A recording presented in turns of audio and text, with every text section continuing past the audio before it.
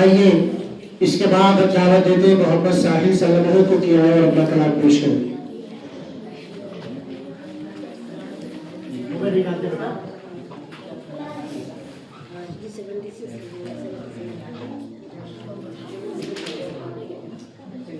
السلام علیکم۔ سمجھ میں کچھ نہیں آتا یہ دنیا کا حساب الٹا، سمجھ میں کچھ نہیں آتا یہ دنیا کا حساب الٹا، نصیحت کیجیے جس کو ملتا ہے جواب الٹا۔ محترم حضرات، آج کے دور میں ہیپی نیو ایئر کے نام سے جگہ جگہ پروگرام منعقد کیے جاتے ہیں اور ان میں بے تحاشا رقم خرچ کی جاتی ہے، حالانکہ اس رقم سے لوگوں کی فلاح و بہبود کے بڑے بڑے کام کیے جا سکتے ہیں۔ انسانی حقوق کی ٹھیکیدار بننے والی دنیا کی تنظیمیں بھی اس موقع پر چشم پوشی سے کام لیتی ہے، مگر ظاہر ہے کہ یہ اس وقت ہمارے مخاطب نہیں ہے۔ لیکن ہم مسلمانوں کو اس موقع پر کیا کرنا چاہیے؟ اس طریقے کے مواقع کے لیے اللہ تعالیٰ نے قرآن کریم میں ہماری رہنمائی فرمائی ہے۔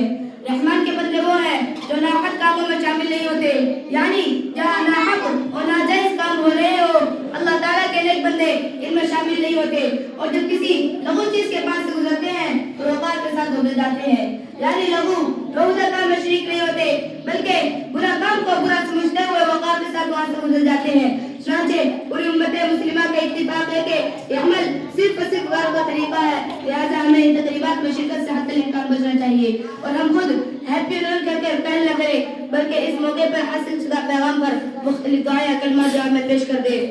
نئے سال کے موقع پر عموماً دنیا میں سردی کی لہر ہوتی ہے، لہٰذا ہمیں چاہیے کہ ہم ضرورت مندوں کو سردی سے بچنے کے لیے لحاف، کمبل اور گرم کپڑے تقسیم کریں، جیسے کہ محسن انسانیت صلی اللہ علیہ وسلم کی ارشادات کی کتابوں میں موجود ہے۔ آپ صلی اللہ علیہ وسلم نے فرمایا کہ میں اور یتیم کی کفالت کرنے والا دونوں جنت میں اس طرح ہوں کہ جیسے کہ دو انگلیاں آپس میں ملی ہوئی ہوتی ہے۔ مسکین اور بیوہ عورت کی مدد کرنے والا اللہ تعالیٰ کے راستے میں جہاد کرنے والے کی طرح ہے۔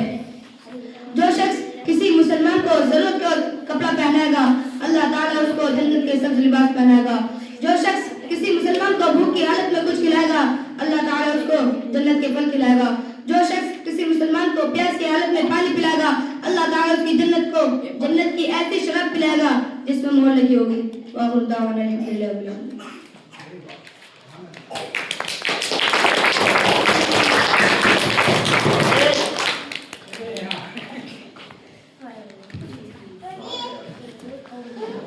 آج میں نے پہلے بتا دیا آزادی کا دن نہیں ہے، جمہوریت کا دن ہے اور ہماری جمہوریت ہے۔ آج کے دن قانون بنے تھے کہ لوگوں کو کیسے صحیح رکھا جائے۔ ہاں بات سمجھ میں آ رہی ہے؟ ہاں